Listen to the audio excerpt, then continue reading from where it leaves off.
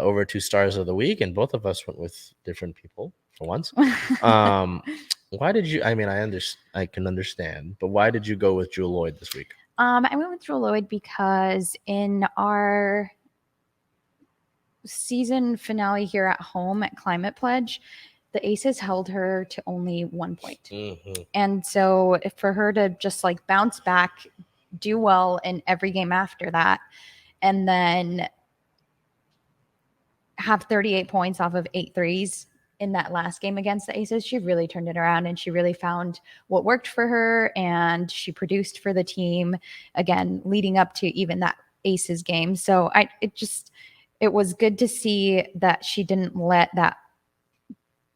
I'm going to credit the defense here, but the Aces defense on that game kind of stump her, and she really figured out a way to still produce and have a career high in points on that last game. So yeah, and what I was trying to get to with looking at the top performers of those 3 road games in the year, you'd like to see.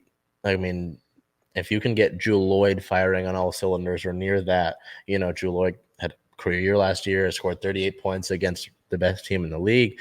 Tina Charles is really finding her rhythm, I believe, with his team and really settling in. Stewie is Stewie. If Gabby can have that confidence and really show up not only in the defensive end, but just as a rounded player, you're in good condition. Yeah. There's not many people. You look at that starting 5 of Sue, Jewell. So have Jewell hit on near to all cylinders. Gabby Williams. We just talked about Gabby, Stewie, and then Tina Charles. And then go to the bench. You've got Edgy Magbagor, who's I would say is your most improved player. Yeah. And you've got veterans like Breon January, Ifeanyi Prince, Steph Talbot has been hitting 3 really well lately. So Jontel Lavender is a consummate veteran. Yes. So, I mean, and it's just talking about Jewell and Gabby and Tina, but also you're going to need your bench.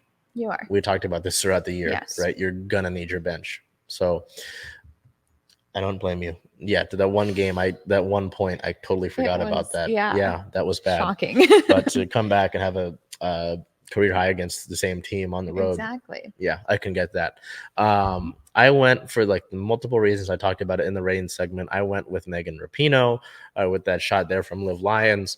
As I mentioned, I mean, since the last international break, Pino has been great for the club. And I think that, not only having her IQ as a player, but obviously still being able to impact the game physically, as well as meshing with Jordan Huitema up at the top, who's a 21-year-old, being able to have that knowledge to lean on, and just being, I mean, obviously Pino's got a leadership standpoint of things. So just being, as present as she is huge to this club, who, is still trying to win its first NWSL title in its iteration, and is looking to really finish out the season strong. So going forward, that is really big, and she's really stepped up in these last few weeks. So I tip my cap to Pino there for that.